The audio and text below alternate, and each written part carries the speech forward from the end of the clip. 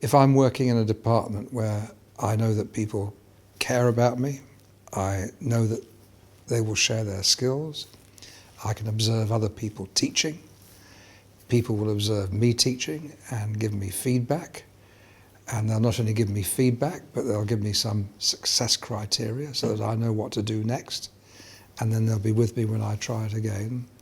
In learning terms, that's really paradise. And I think that when that in-school training is at its best, it's absolutely unbeatable. Mentoring cannot just be an add-on. It's a very important task and duty for the person who's doing it. A youngish teacher in a department the other day, he'd obviously had troubles with anger management in the past. The advice was, never shout when you're angry, only ever shout at children when you're not angry. If he's not feeling stress, he feels absolutely okay about bellowing down the corridor. What sort of time do you think this is? Get into that classroom now. And because he's not angry and he's in control of himself, the children pick up the urgency of the message without picking up the hostility. Brilliant.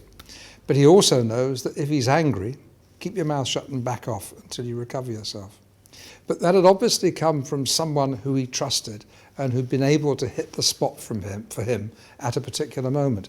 And that kind of advice really only springs from a relationship.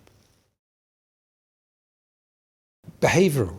Does this person need more demonstration? Do they need some more team teaching? Do they need to see what it is that needs to be done? Cognitive. Do they need more explanation? Is there more theoretical input required here? Affective. Is this person feeling happy and comfortable in front of children? Are there issues of humiliation or confidence involved here? In which case we're moving to a more counselling and listening framework. And at any one time, any of us are going to be open, more or less open, to one of those approaches.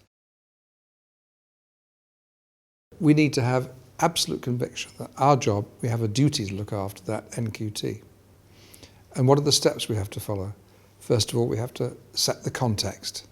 We have to remind the internal person of what our job is, what our duty is to the NQT. Secondly, we have to raise the problem, and even better if we have evidence. Thirdly, we have to get their input. And then fourthly, we have to make some suggestions for improvement. That all sounds easy, but it can be tough. How do we learn to do it? We can role play it with colleagues, or we sit and go through it the night before. But we must do it. We've got to have those conversations. Every week, every month, we put off a difficult and tough discussion with the school about the supervision they're giving for an NQT. We're damaging a significant proportion of that NQT's placement. First of all, a deep understanding of their duty of care. They have to really be there for their student.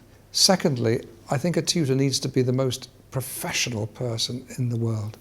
Be there on time, go through the procedures, fill out all those forms. Thirdly, I guess it goes without saying, keeping up to date with practice and legislation that changes at an absolute bewildering rate. And I guess fourthly, the other thing we've got to say is being really clear-eyed when it comes to making one's assessment at the end of a placement.